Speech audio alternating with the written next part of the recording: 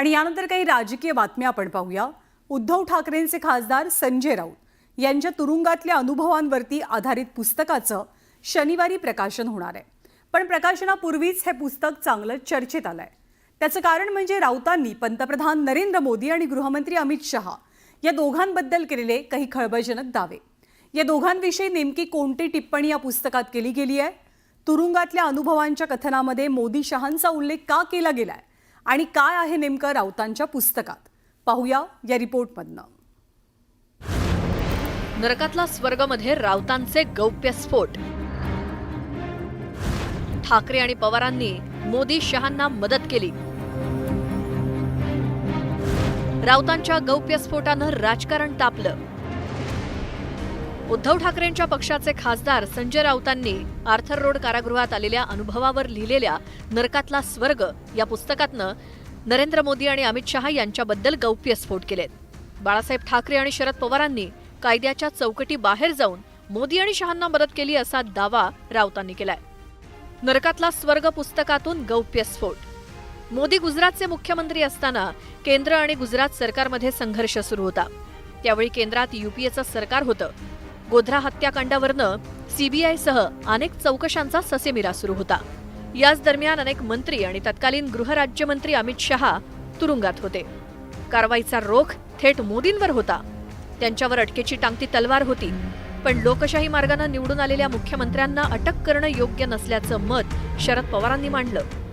याला एक प्रकारे सर्वांनी त्यावेळी मूकसंमती दिली होती।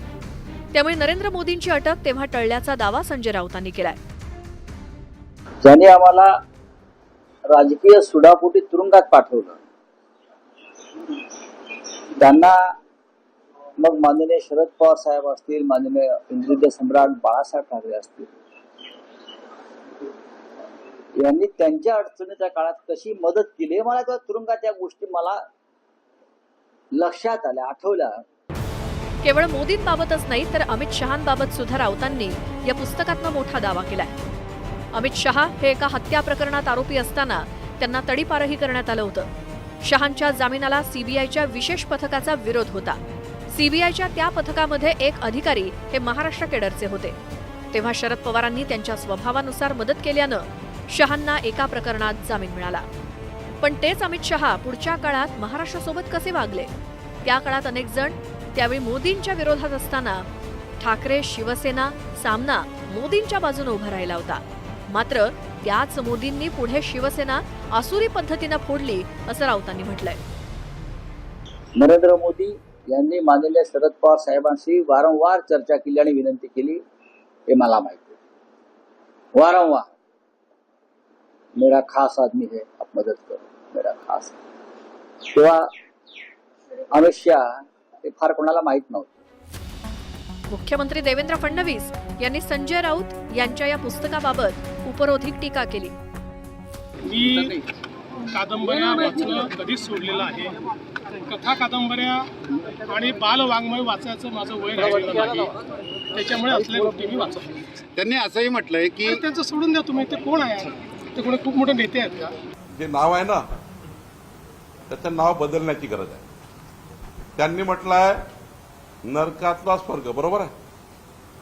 त्या पुस्तकाचं नाव नरकातला राऊत, काय नरकातला राऊत ठेवायचा। संजय राऊतांनी जुन्या घटनांचा उल्लेख करत भाजपच्या ज्येष्ठ नेत्यांवर निशाणा साधल्यामुळे सत्ताधाऱ्यांनीही तेवढ्याच द्वेषानं राऊतांना उत्तर दिलं।